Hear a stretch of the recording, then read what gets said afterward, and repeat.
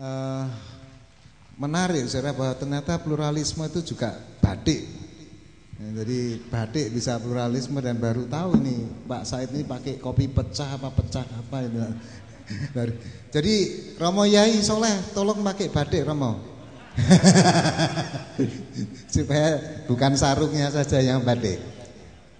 Nah, saya kira Buddha dan Hindu itu bersaudara dulunya. Nah, karena itu saya menyerahkan ke teman paling pojok, Pak Sudiarta. Ini bolanya sudah semakin ke kiri, saudara. Belum pernah ke kanan bolanya. Silakan, Pak. Terima kasih, Pendeta Simon. Selamat siang, salam sejahtera untuk kita semua.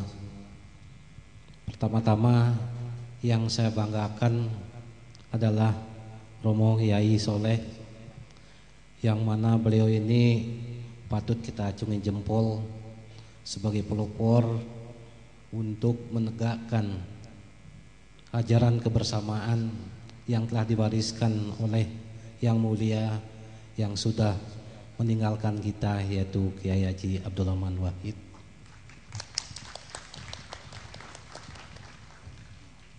Yang saya hormati dan saya banggakan Nyai Sinta. Yang saya hormati Kiai Haji Said Agil, Bapak Chandra, kemudian Pak Jasper dari Belanda, Pak William, Romo Beni, rekan saya dari Malang dulu, selalu bersama-sama dengan Romo Beni dulu.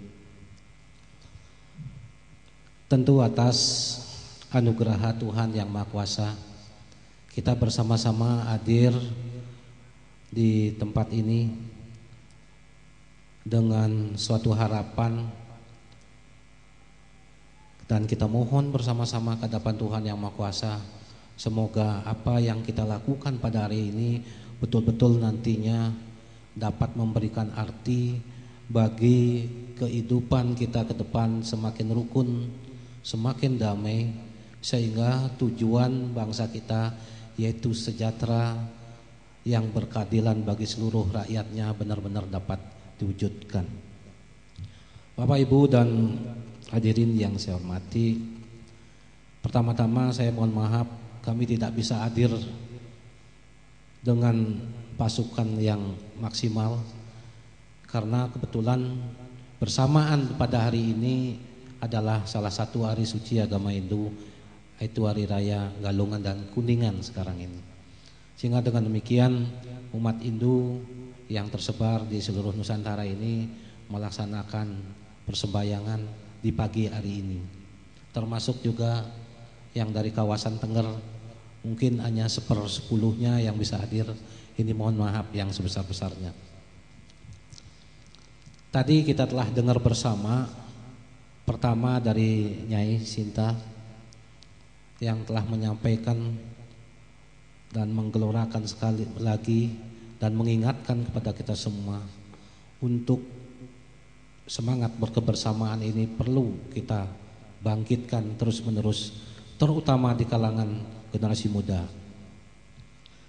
Yang kedua, tidak kalah pentingnya juga dari saudara kami Buddha menyampaikan sesanti yang terdapat dalam Kekawin Sutasoma, Bhinneka Tunggal Ika Tan Ana Dharma Mangerua.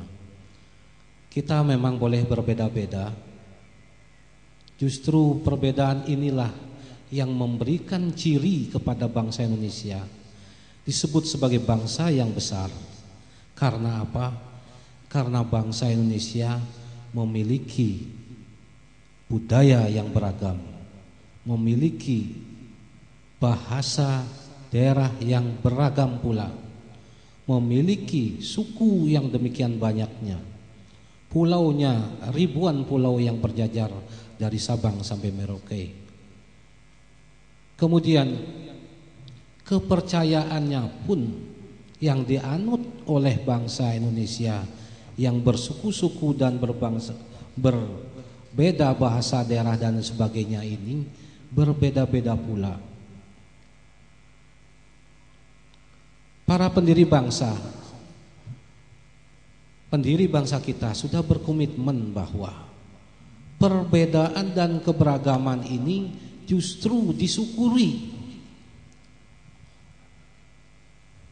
bukan menakutkan, tapi justru mensyukuri. Karena dengan keberagaman inilah, dengan keanekaragaman warna-warni inilah, ternyata para pendahulu kita, pendiri bangsa ini dapat membangun bangsa Indonesia ini dengan keindahan yang luar biasa. Karena apa? Karena perbedaan itu tidak disulut menjadi suatu ancaman, tetapi perbedaan dan keberagaman itu diintegrasikan, dipadukan untuk saling melengkapi, membangun bangsa Indonesia, bangsa yang besar ini. Dalam kitab suci agama Hindu Atharvaveda bab 12 sloka 145 disebutkan, Tuhan bersabda di sana, "Kuciptakan bumi ini yang didiami oleh berbagai macam penduduk dengan bahasa yang berbeda-beda, tata cara keagamaan yang berbeda-beda, keyakinan yang berbeda-beda, suku yang berbeda-beda. Semoga semuanya ini menambah pahalaku seperti halnya air susu sapi yang tidak pernah berhenti mengalirkan kesejahteraan kepada anaknya." Demikian disebutkan di dalam kitab suci Atharvaveda. Jadi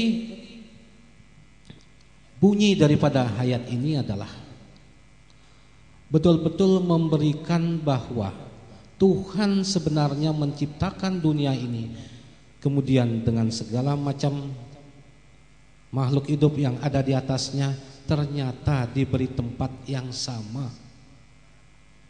Sehingga di sini kita tidak akan pernah bisa membedakan yang mana pemeluk Islam, yang mana pemeluk Hindu, yang mana pemeluk Kristiani, kalau di antara kita ini tidak menggunakan atribut-atribut daripada agama kita masing-masing.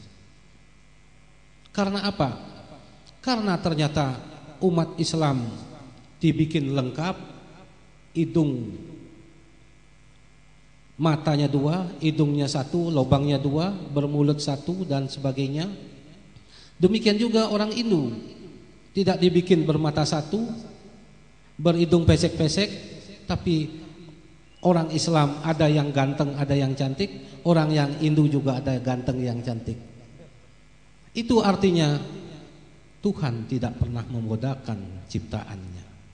Kenapa sekarang kita hidup di dunia ini ternyata harus membeda-bedakan, apalagi memberjinalkan satu kelompok yang lainnya?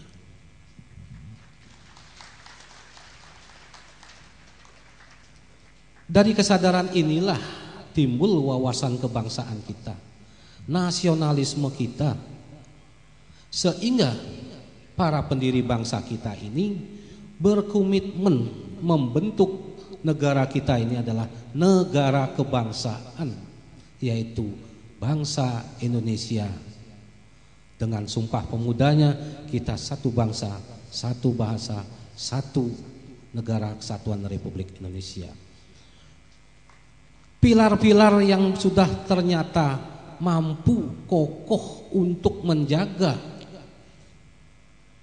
kebersamaan kita dalam satu bangsa yang besar ini, yaitu Pancasila, Undang-Undang Dasar 1945, Bhinneka Tunggal Ika, dan Negara Kesatuan Republik Indonesia, yaitu NKRI, harus tetap kita jaga, harus tetap kita pelihara, dan harus kita lestarikan kepada generasi-generasi yang akan datang.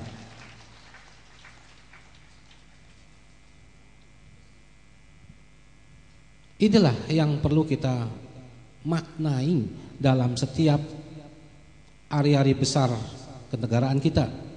17 Agustus 1945, Arkitnas dan sebagainya.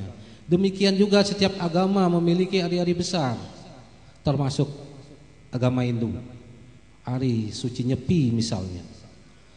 Mari kita maknai setiap hari-hari besar kenegaraan, hari-hari besar keagamaan itu dengan tidak semata-mata euforia dalam perayaannya saja, tetapi bagaimana makna yang mengandung nilai-nilai keluhuran untuk kebersamaan, untuk kemanusiaan, dan untuk saling mencintai satu dengan yang lainnya sebagai anak bangsa, supaya betul-betul diterapkan di dalam kehidupan kita berbangsa dan bernegara. Agama tanpa cita kasih, agama tanpa kemanusiaan tidak akan berarti apa-apa. Itulah yang sekarang betul-betul digelorakan oleh yang saya banggakan, Kiai Soleh yang saya banggakan. Bapak, Ibu, dan hadirin yang saya hormati, inilah barangkali yang bisa saya sampaikan. Mudah-mudahan untuk sesi selanjutnya kita bisa saling diskusi lebih panjang lagi. Terima kasih. Iya, saya tadi tinggal ke belakang, tapi saya dengar kalau kali lain mau mengadakan boleh diadakan di Bali, Romo Yai. Katanya Pak Sudiarta siap memfasilitasinya. Karena tadi dibilang ada air susu sapi apa ya, disiapin di sana. Baik, dari kiri bola akan ke Romo Beni. Dan sangat khas Romo Beni, tolong kalau ngomong aja cepet-cepet mau. Karena Romo Beni kalau ngomong nah, selesai. Nah, kali ini 10 menit Romo. Silakan. Terima kasih moderator.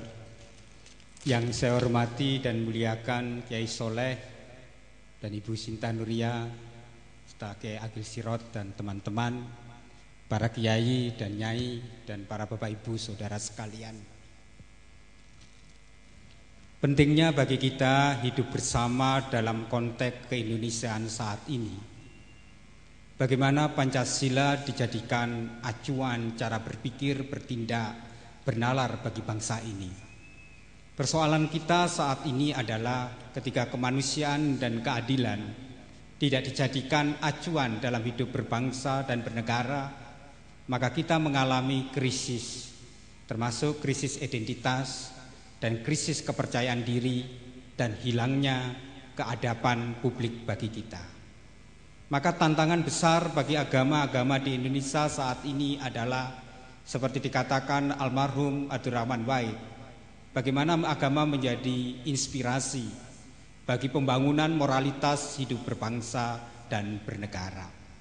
Dalam konteks ini saya akan melihat bagaimana dunia telah berubah. Sejak surat 134 tokoh-tokoh muslim yang diserahkan kepada Paus Benediktus ke-16 dan gereja sedunia, termasuk salah satu adalah tokoh dari Indonesia, dari Nahdlatul, yaitu Profesor Dr. Nasaruddin Umar.